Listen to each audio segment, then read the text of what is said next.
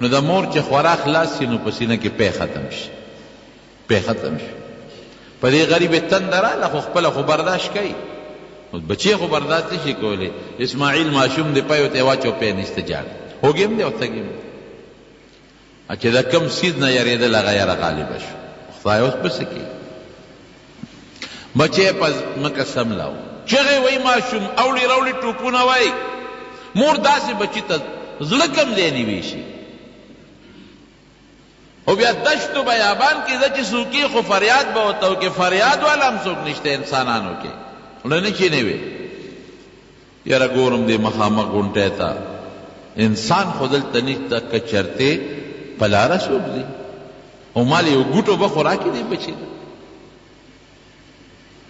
او صفا غونډۍ ورته نږدې. نور غرونه ډېر خوا جبل هندي دی، خوا جبل ابي قبیس دی، خو دا غټ غټ غرونه دی هغې ته ختل ګران دي. او دا رکوټې غوندې غونډۍ ده ورسره خوا کې صفا هغې ته وخت.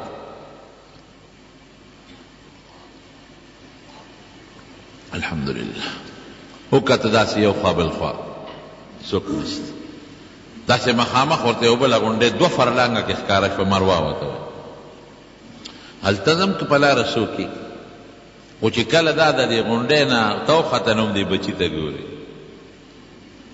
او چې کله روانه شوه د دې غونډۍ نه نو بیا په شا دې بچي ته ګوري چې بچي خو به مې مري خو هسې مري. زه اواز خو به نه اورم که نه ده د سختۍ. نو لار کې پکې یو خوړ غوندې اوبه پکې نه وي، خو باراني اوبه به پرې راتلې، هغه جوور و چې هغې ته به کوزه شوه بچې به نه ښکارېد. نو منډه به یې کړی. نو چې بیا به د خوړ نه وخته نو بیا به یې په شا شوه بچي ته هم کتل او غونډۍ ته وخته نو هلته ګوري بیا څوک نشته. بیا دغسې راله صفا ته بیا مروه ته 7 چکرې ولګولې. میانس کې خوړ کې منډه وي او بیا عام رفتار باندې دی او چاته بچي پسې ګوري. او چې د مروه غونډۍ ته څنګه او چغه وایي چې صفا ته م رسي او مروه ته م رسي نو اواز هم کوي ای خلکه که څوک زما دا اواز اورې الله دپاره خدای دپاره ماشوم بچی دی را سره زما مدد وکړي. دلته م چغه ویل ته څوک دی چې مدد وکړي بې د الله بې د الله نه فریاد اورېدونکي داسې موقع کې شته نشته، او نه بغیر د الله نه څوک امداد کوونکي شته. چې مروه ته ورسېده نو اواز یې واورېد. چې اواز یې واورېد نو دا ځان سره سوچ کوي څوک یې ای د الله بنده څوک یې ماله چا اواز راکړه. نو بیا ولا بیا اواز واورېده نو دا بیا غلی شوه او د خپل ځان سره سوچ کوي. بعضې وخت کې سړی د خپل وجود دا حس محسوسوي او د خپل وجود دا شور دی غوږونو کې بنګ بنګ غوندې محسوسوي. نو ځان ته وایي چې لږ آرام سره شمه چې دا اواز واورم. سړی نینې خو اواز باندې پوه شوه چې دې خو یې توجه پیدا شوه د ماشوم هغه دغه قلار دی او چې ویې کتل د ماشوم سره یو سړی ناست دی په یره هم شوه او په دې سوچ کې مراله چې د ماشوم د اواز بند شوی دی مړ دی او سړی څه کوي را روانه شوه. چې راله ماشوم له راورسېدله بعضې علما لیکي چې سړی غیب شوی او څوک وایي نه هغه سړي ولا اواز هم ورکړ او دا جبریل علیه السلام د انسان په شکل و اواز یې ورکړه چې فکر مه کوه الله به تا چرته هم نه ضایع کوي. دې ځای کې به ستا په دې بچي خدای یو کور جوړوي او په دې ځای کې به الله ستا د دې بچي د نسل خوري هېڅ غم چې ونه کړي. او څوک وایي چې نه کوم وخت کې دا راتله بیا هغه غیب و خو جبریل علیه السلام راتلو سره خپل وزر باندې لږ غزې ووه اوبه پکې پیدا شوې. چې اوبه پیدا شوې بعضې علما لیکي جبریل علیه السلام په خپله لپه اوبه راواغېښتې او اسماعیل علیه السلام یې په دا خوله کې واچوي ویې څڅولې په خوله کې او ته لاړ. هغه خولې ته خو اوبه ور ورسېدلې هغه قلار شو. مور چې څنګه راله زر زر یې بندی واچولو په لپو لپو اوبه رالې هغه مشکیزه چې ورسره او بتکې په هغې کې اچوي چې د اوبه رانه خورې نه شي لږې غوندې اوبه دي او دا اونه بېږي خورې راره نه شي. نو لګیا د هغه چې کوم مشکیزه ورسره ده هغې ته زر زر ډکه کړه خولې ونه وتړله او لګیا د بندې ورته اچوي. اوبه رو رو اوچتېږي اوبه را خوټ کېږي رو رو او دا ورته ورو بندې اچوي چې د اوبه رانه خوري نه شي. نبی کریم صلی الله علیه وسلم فرمایي یرحم الله ام اسماعیل، وی الله د اسماعیل په مور باندې رحم وکړي. که چرته دې اوبو ته بندې نه وي اچولې نو نن به د زمزم اوبه د دنیا ګوټ ګوټ پورې خلک سیراب کړي. زمزمانه بند شه.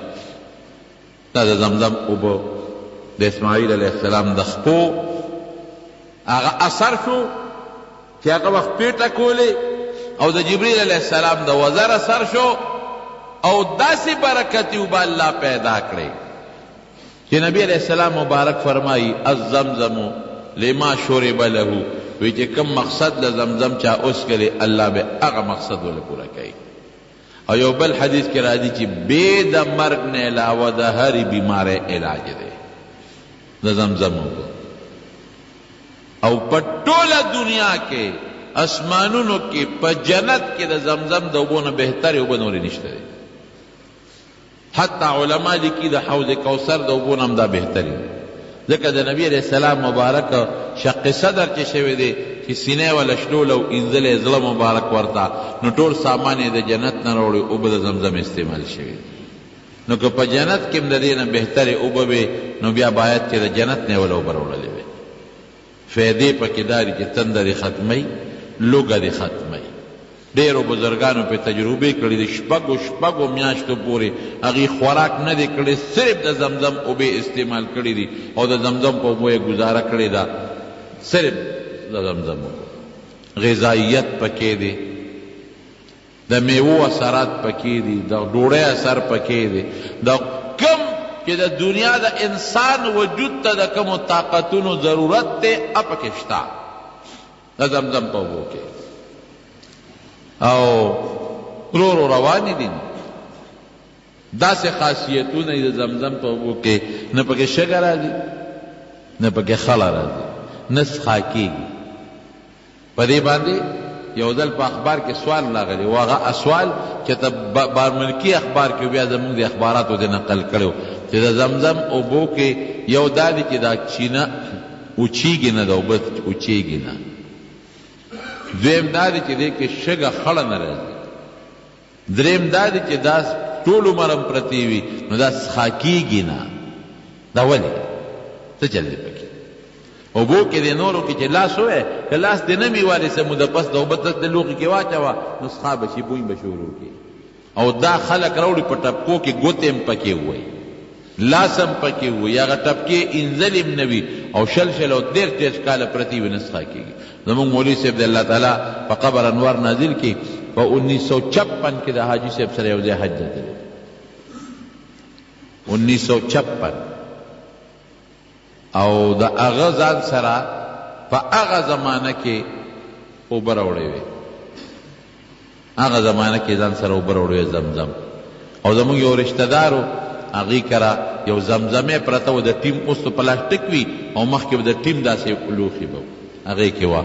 نو یو رشته دار وفات شوی و، نو هغې له هغه اوبه د زمزم راواغېستې، نو چې ما هغې باندې م واچولې او باقي مو لوښي کې واچولې، صرف د ټیم خوند پکې و، د ټیم خوند، باقي هغه اوبه وې چې څنګه تازه د زمزم اوبې. چېرته 1956 او چېرته اوسنۍ حالت ته ګوره، څښا کېدو والا نه دی. هر وخت په موټر لګېدلی دی او په حرم کې دا 40 لکه 50 لکه خلک یې څکي، نور یې اوبه نه څکي، همدا څکي. او نبی علیہ السلام مبارک فرمایي چې کله څکې نو دونه ډېرې وڅکئ چې پختیم پرې راوپړسېږي. دا پکې نشته چې لږ څکه ګورې یو کوې دی، نه ډېر څکه. نو خلک یې د شفا په نیت څکي، نو که اوبو ته حاجت ني بیا هم څکي. سعودي حکومت ګیلاسونه ورسره د پلاستیک ایښودي او کولر دی او یخې بیلې دي او تازه بیلې دي او صاحب انخطي ورته دا خلک په یو ګیلاس نه تږې نیمه خو د برکت دپاره څکم، تږې نیم خو د حاجي صاحب داسې ده که نه، تږې نیم خو برکت دپاره څکم، تږې نه دی خو څکي. پیغمبر مبارک فرمایي ورڅکا، تږې به نه خو څکا، چې جومات ته راځي څکه وي، طواف وکړې بیا څکه. ور ترغیبات ورکوي د څکلو.